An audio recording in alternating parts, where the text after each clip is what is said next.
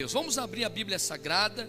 Acesse a Bíblia Sagrada agora em Atos dos Apóstolos, capítulo 14. Atos dos Apóstolos, capítulo 14. Você pode acompanhar a leitura que os irmãos vão pôr aí na tela da transmissão. Atos 14, 19 ao 22. Glória a Deus. Atos capítulo 14, versículo 19 ao 22. Pode aparecer para mim também aqui? Vamos lá? Aê! Glória a Deus. Sobrevieram, porém, judeus de Antioquia e Icônio, e instigando as multidões e apedrejando a Paulo, arrastaram-no para fora da cidade, dando-o por morto. Rodeando-o, porém, os discípulos, levantou-se e entrou na cidade.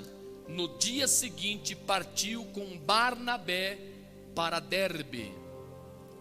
E tendo anunciado o evangelho naquela cidade e feito muitos discípulos, voltaram para Listra e Icônio e Antioquia, fortalecendo a alma dos discípulos, exortando-os a permanecer firmes na fé e mostrando que através de muitas tribulações nos importa entrar no reino de Deus.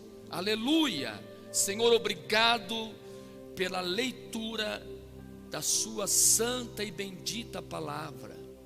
Também te agradeço pela revelação e peço que o Senhor continue me revelando a tua palavra e me dando inspiração e unção suficiente para que eu consiga transmitir aquilo que o Senhor tem ministrado ao meu coração e alcance o coração de cada pessoa que está nos assistindo, que está cultuando ao Senhor conosco neste momento, e sejamos animados, fortalecidos em nome de Jesus.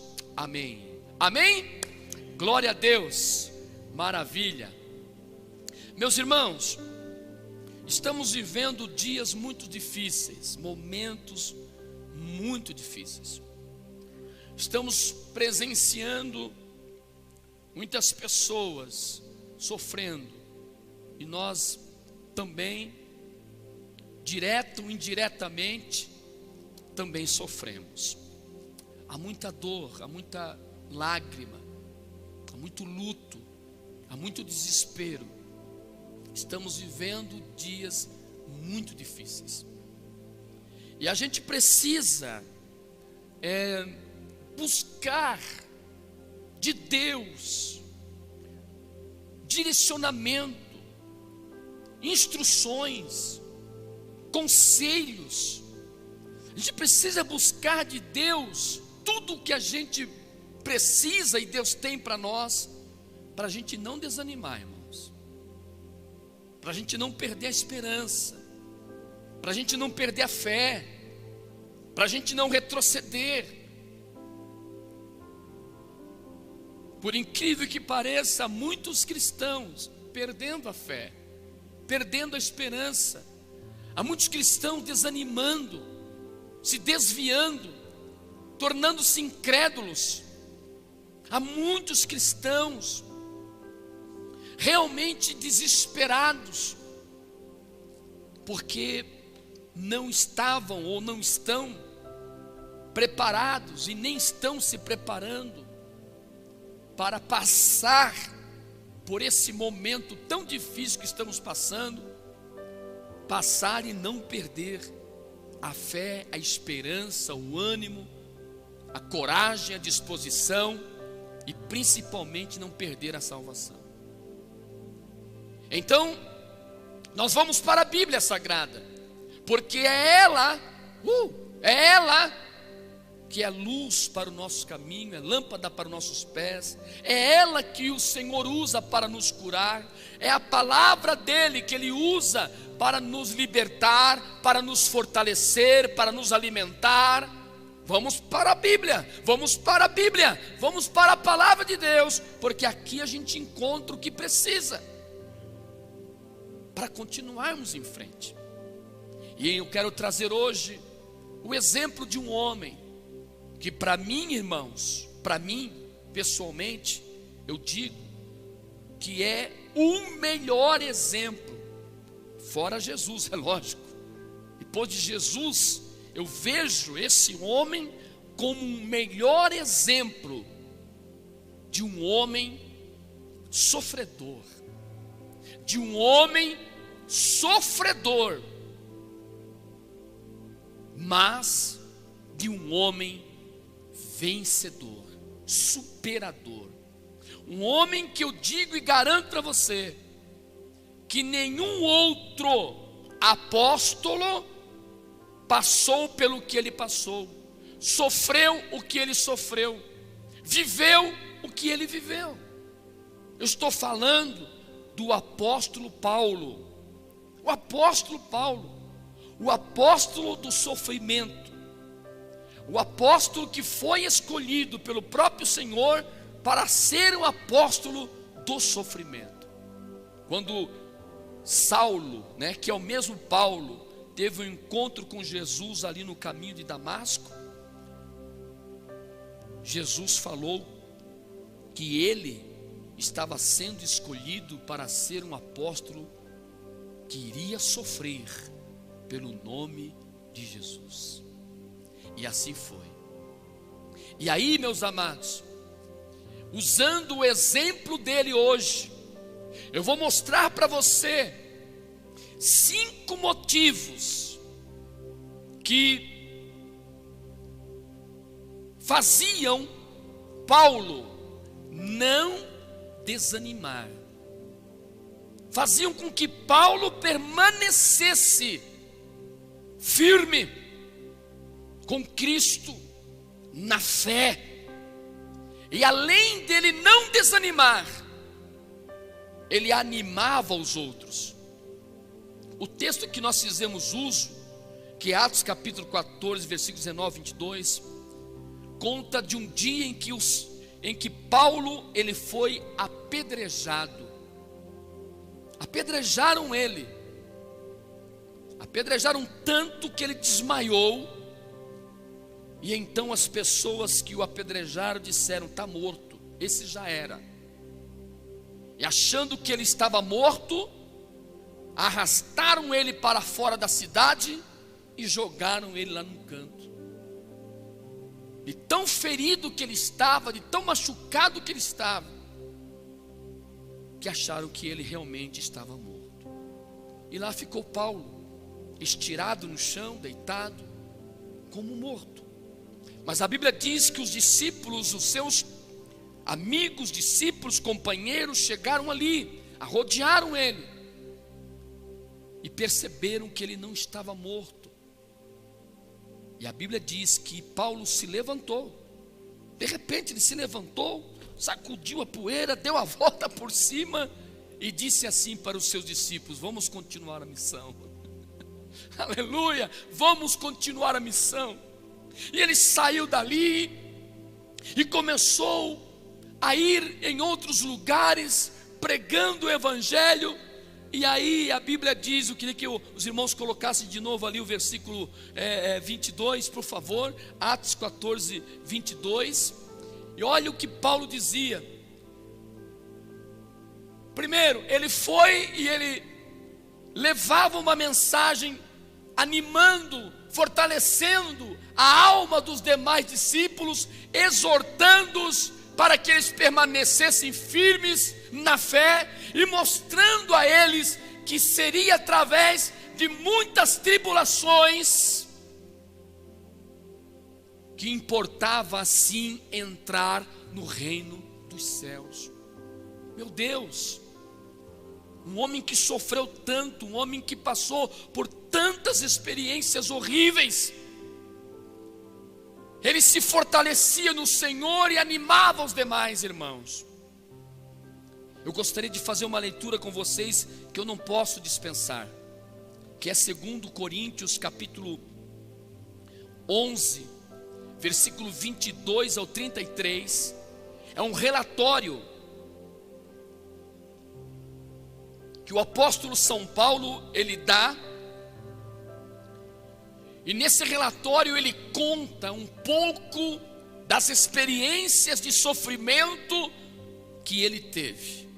Por favor, eu quero pedir a você que à medida que eu estiver lendo, você vá pensando nos problemas que você está enfrentando, nas dificuldades, nas lutas que você está enfrentando, e procure comparar ao que Paulo passou. E eu garanto que tanto eu quanto você vai dizer: não estou sofrendo nada, não tenho problema nenhum diante do que esse homem passou. Vejam bem, são hebreus? Também eu. São israelitas? Também eu. São da descendência de Abraão? Também eu. São ministros de Cristo? Falo como fora de mim, eu ainda mais. Aí ele fala que ele é ministro de Cristo ainda mais. Em que aspecto? Em trabalhos, muito mais, em prisões, em açoites, sem medida, em perigos de morte muitas vezes. 5 vezes recebi dos judeus uma quarentena de açoites, menos 39 chicotadas, 39 açoites, e era os romanos que batiam. Fui 3 vezes fustigado com varas, uma vez apedrejado, em naufrágio 3 vezes, uma noite e um dia passei na voragem do mar, em jornadas, muitas vezes em perigos de rios, em perigos de salteadores, em perigos entre patrícios, em perigo entre gentios, em perigos na cidade, em perigos no deserto, em perigos no mar e em perigo entre falsos irmãos. Misericórdia, acho que é o mais perigoso, né? Vamos lá, continuando. Em trabalhos e fadigas, em vigílias, muitas vezes em fome e sede, em jejuns, muitas vezes em frio e nudez. Além das coisas exteriores, ao que pesa sobre mim diariamente a preocupação com todas as igrejas. Quem enfraquece, que eu também não enfraqueça? Quem se escandaliza, que eu não me inflame? E se tenho que gloriar-me, gloriar-me-ei no que diz respeito à minha fraqueza. O Deus e Pai do Senhor Jesus, que é eternamente bendito, sabe que eu não minto. Em Damasco, o governador preposto do rei Aretas montou guarda na cidade dos damascenos para me prender. Mas num grande cesto me desceram por uma janela da muralha abaixo, e assim eu me livrei de suas mãos. Está aí o currículo desse homem. Está aí o relatório da vida dele. Qual é o relatório da sua vida, meu irmão, minha irmã? Quantas vezes você foi apedrejado por amor a Cristo? Quantas vezes alguém bateu em você por amor a Cristo? Quantas vezes você foi preso? Nenhuma vez. Nós não temos sofrimento semelhante a esse homem. Nossas lutas, nossos problemas, até essa pandemia terrível que está aí, não é nada comparado ao que ele passou. E por fim, ele foi preso lá em Roma. Ficou alguns anos preso e depois ele foi condenado à morte e foi decapitado. Foi um mártir. Mas o que levava esse homem a não desanimar? O que levava esse homem a ser perseverante dessa forma? O que levava esse homem a dizer quase no final da sua vida: combati o bom combate, acabei a carreira e guardei a fé? O que levava esse homem a recomeçar? O que levava esse homem a ser tão resiliente assim? Pelo menos eu descobri 5 razões, 5 motivos que levavam ele a permanecer até o fim. E essas 5 razões, os 5 motivos, que sejam nossos também, que cada um de nós possa dizer: eu vou ser assim também, eu vou fazer isso aí também. Então eu quero apresentar para você bem rápido 5 motivos porque Paulo não desanimava, 5 motivos porque ele foi em frente até o fim, a ponto de entregar a própria vida por amor a Cristo. Primeiro, ele não fixava a sua atenção nas coisas terrenas. Ele não fixava a sua atenção nas coisas terrenas. Quer ver? Está na Bíblia. Põe para nós aí, bênção. 2 Coríntios, capítulo 4, verso 16 ao 18. Olha lá. Por isso, não desanimamos. Tem motivo para desanimar? Tem, mas eu tenho muito mais para viver animado. Pelo contrário, mesmo que o nosso homem exterior, nosso corpo, se corrompa, contudo, nosso homem interior, nossa alma, nosso espírito, se renova de dia em dia. Aleluia! Olha lá, porque a nossa leve e momentânea tribulação produz para nós eterno peso de glória acima de toda comparação. Presta atenção o que ele está falando, a tribulação dele. Ele está falando que é pesada? Ele está falando que é leve.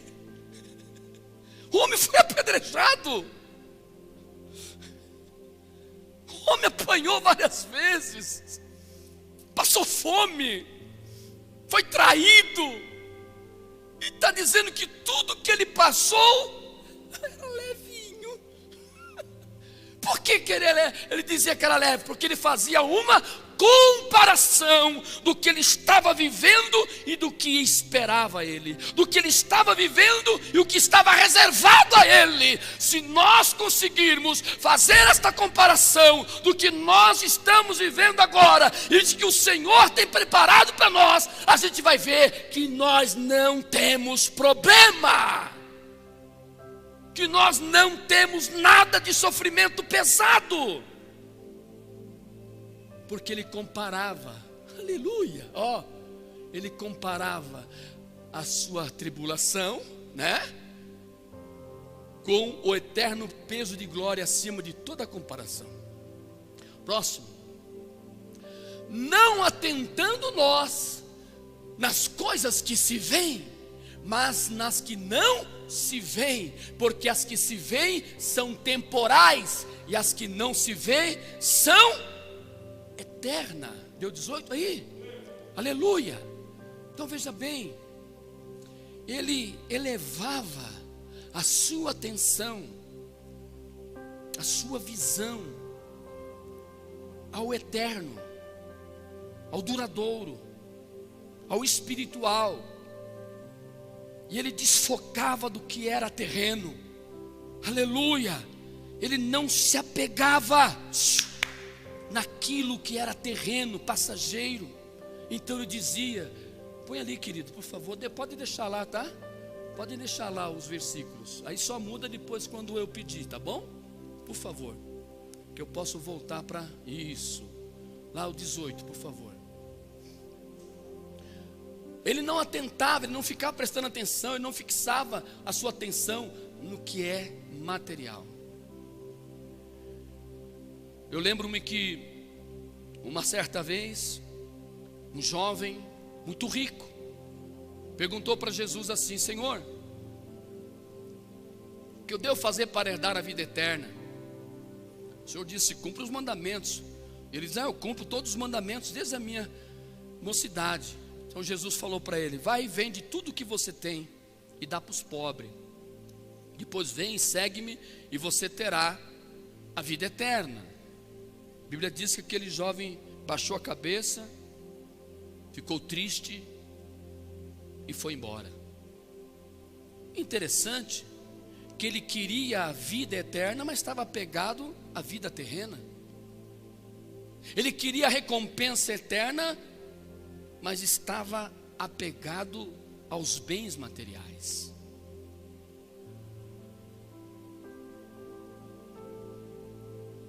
Pastor, é pecado ter bens materiais? Não. Pastor, é pecado ser rico? Não. É pecado ser milionário? Não. É pecado ter dinheiro? Não.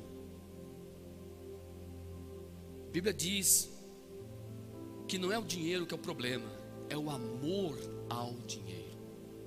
Quando a pessoa, ela não é senhor do seu dinheiro, o seu dinheiro torna-se senhor dela. Quando a pessoa vive só por dinheiro e faz tudo só pelo dinheiro, o dinheiro se tornou o Deus dela.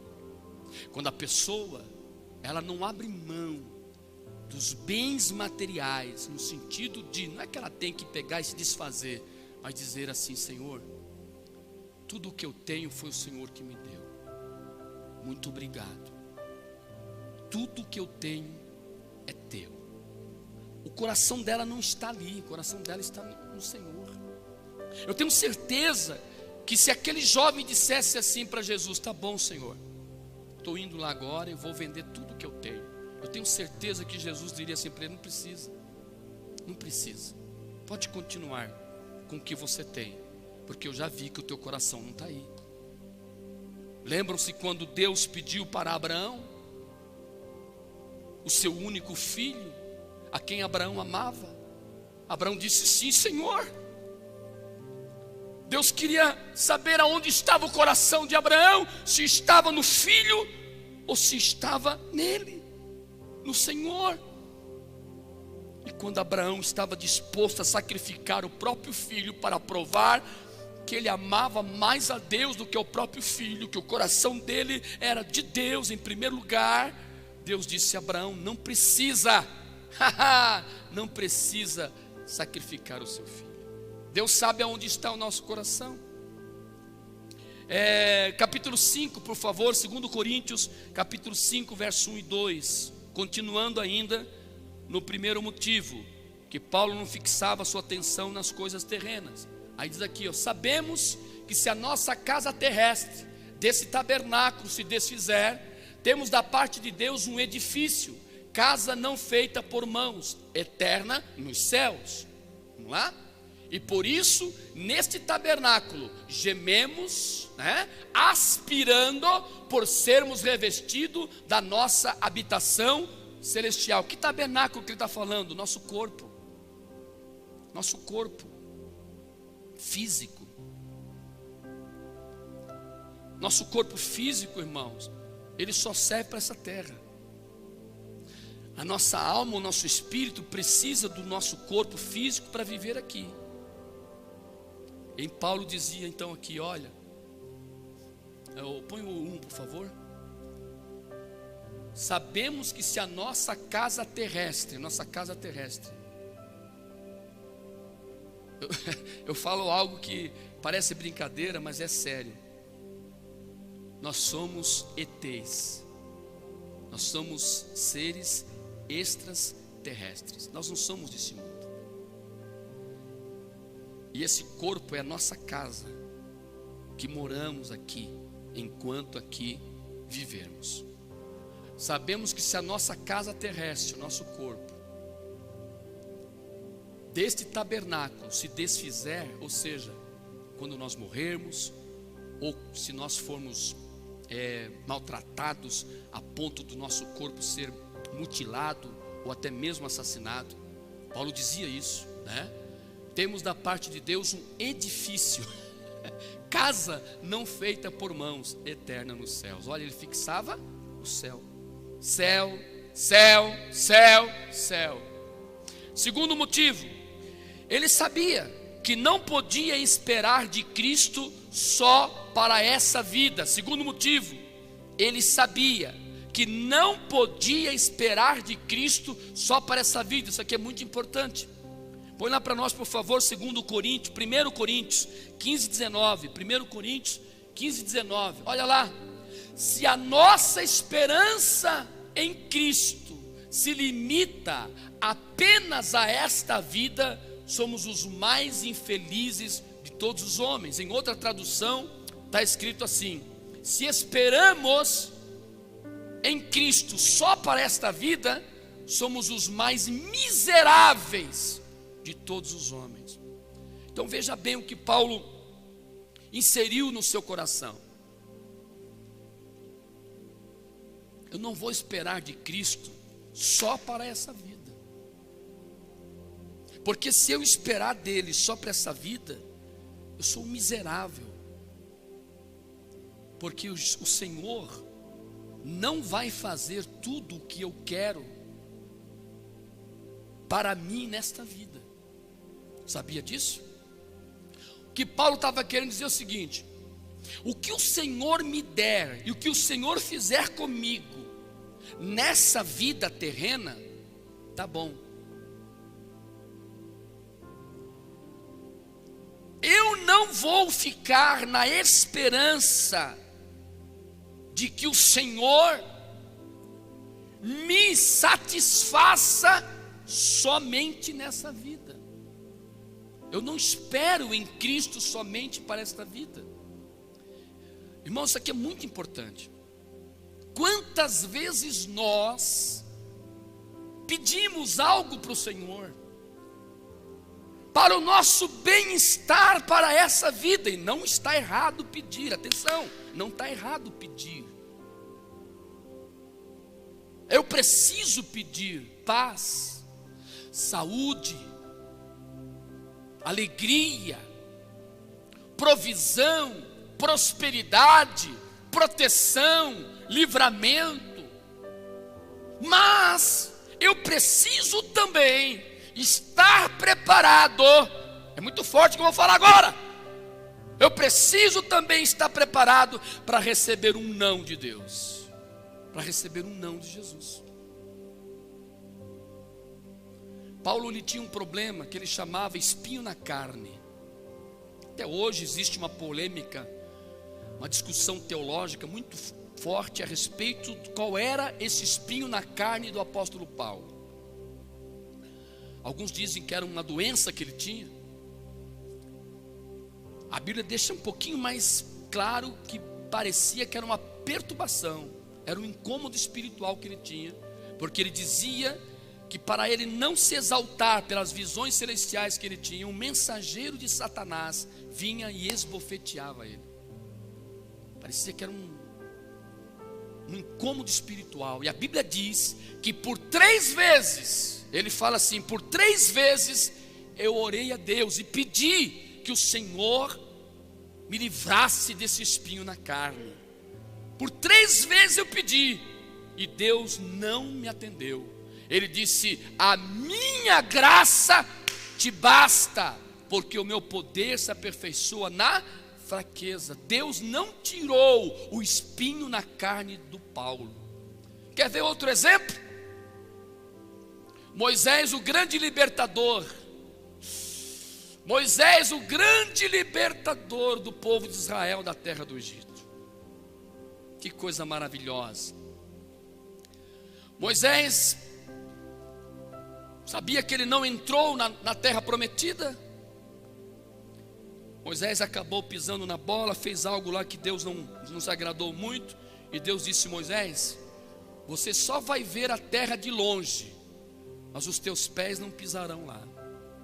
E ele começou a dizer: Senhor, mas eu quero entrar na terra prometida.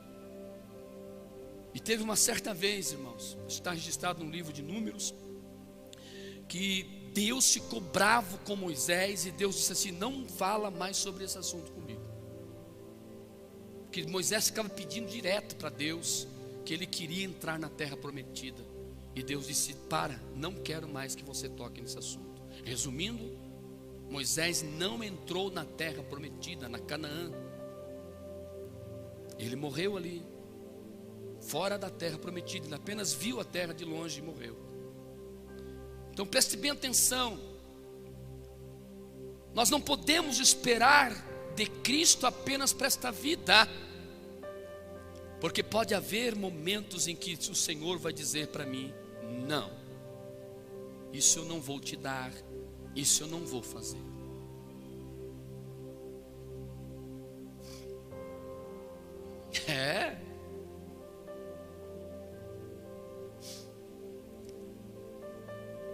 Vamos ser bem franco aqui. Quantos homens de Deus, mulheres de Deus estão morrendo nessa pandemia? Sim ou não? Pastores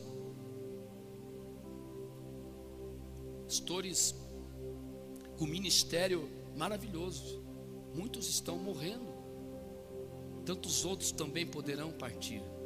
Eu pergunto, faltou oração? Será que alguém não pediu: Senhor, poupa a vida desta pessoa? Hein? Eu sei de pastor que morreu, e a sua igreja, a igreja a qual ele era pastor, desde o momento que ele entrou no hospital, a igreja fazia contínua oração por ele. Era 24 horas de oração ininterrupta, orando para que ele fosse curado. E o pastor morreu. Aí você pergunta: por que ele morreu, pastor? Pode haver dois motivos. Primeiro motivo: Deus não quis mais que ele vivesse. Chegou a sua hora e pronto. E Deus disse não para a igreja. Deus disse não para a família.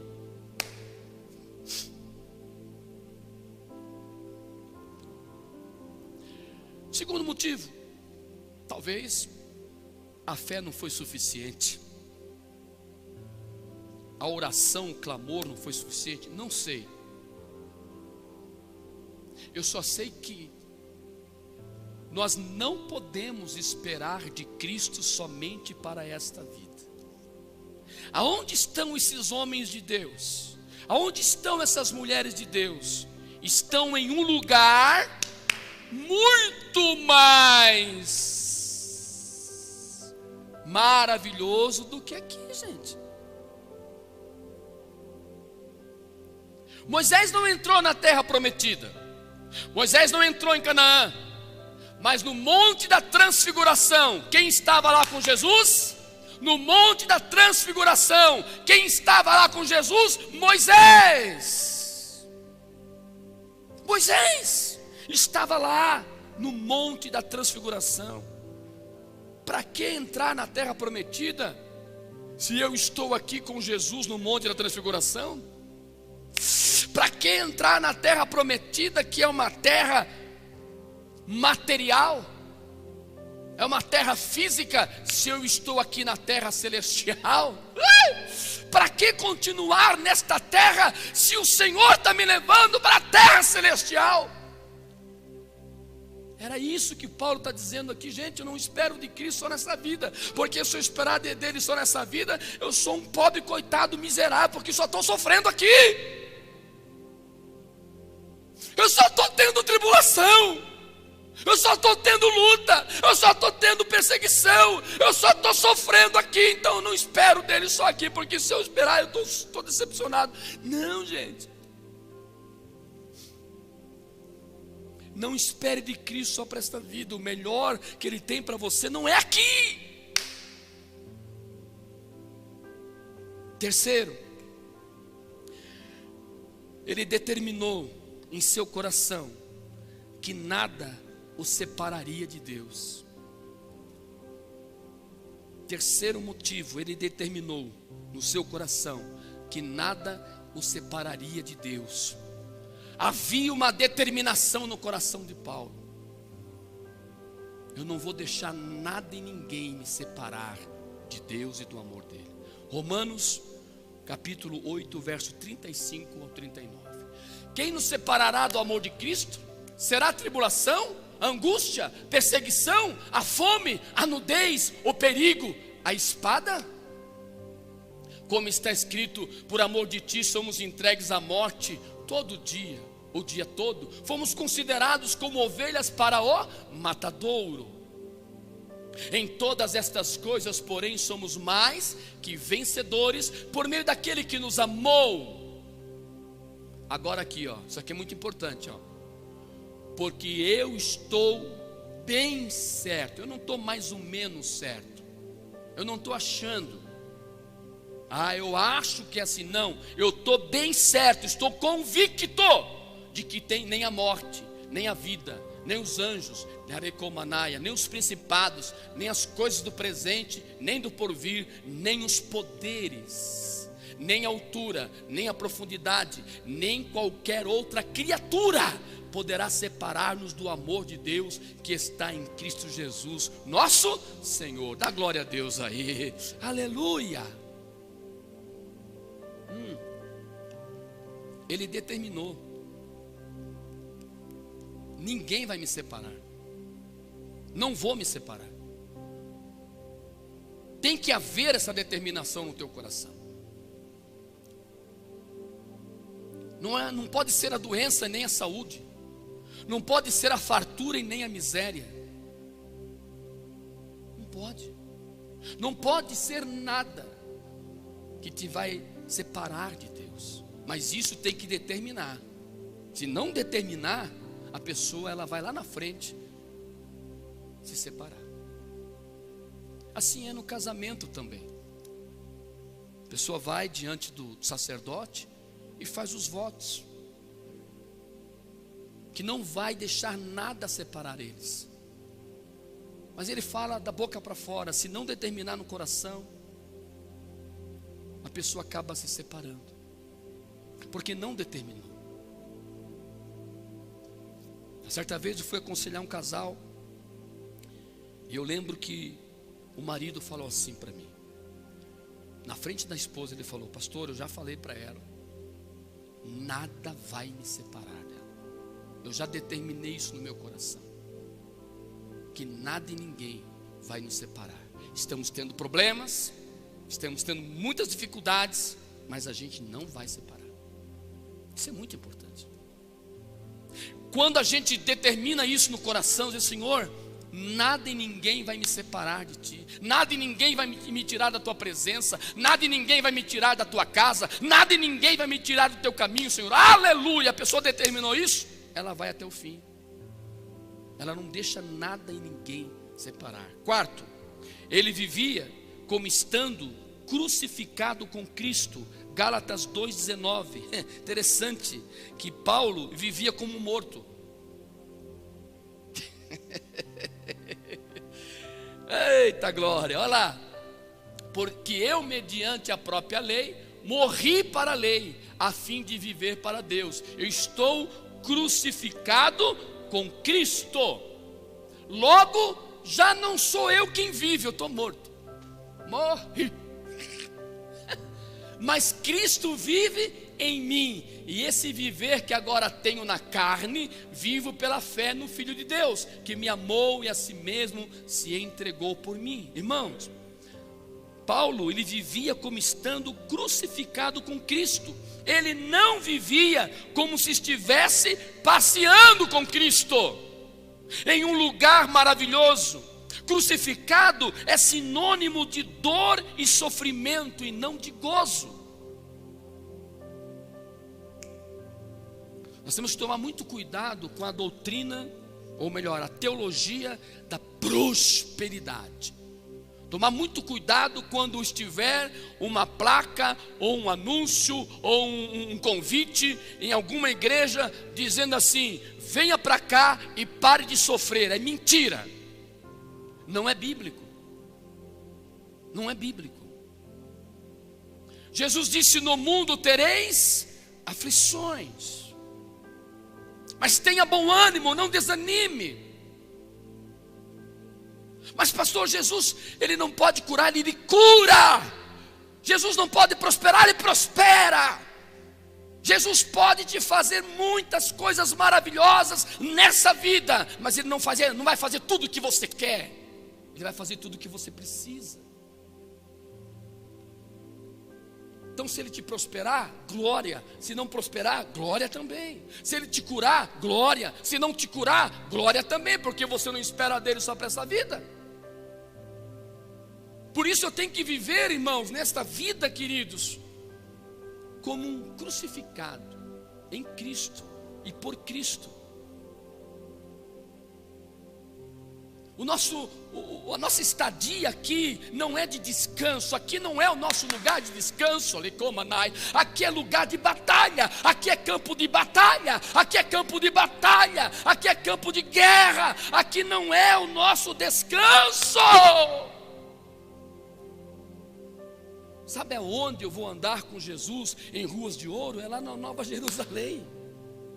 Aqui eu vou andar com Jesus em ruas aonde Ele mesmo disse: você vai pisar escorpião, você vai pisar serpentes, você vai pisar espinhos, você vai pisar em pedras, você vai pisar em muitas coisas ruins e mal, mas você vai estar comigo e nada vai te deter. Então aqui não é para andar em rua de ouro, aqui é para andar sobre espinhos, pedras, serpentes e escorpiões. Lá não, lá é descanso. Eita glória. Quinto e último, ele vivia visualizando o seu futuro na glória com o Senhor. Ele vivia visualizando qual seria e como seria o seu futuro lá na glória. O dia que você puder, leia Apocalipse,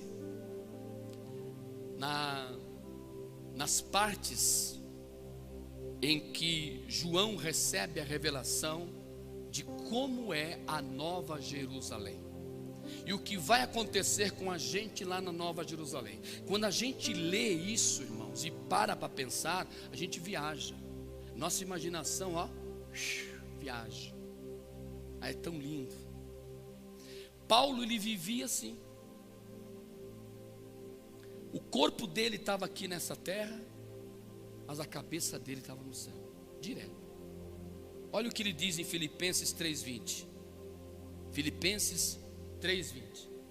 Pois a nossa pátria está onde? Nos céus, de onde também aguardamos o Salvador, o Senhor Jesus Cristo. Filipenses 1:20 ao 21. Segundo a minha ardente expectativa, olha só, não era só uma expectativa, era uma ardente expectativa e esperança de que em nada serei envergonhado, antes, com toda a ousadia, como sempre, também agora será Cristo engrandecido no meu corpo, quer pela vida, quer pela morte. Porquanto para mim o viver é Cristo e o morrer é lucro.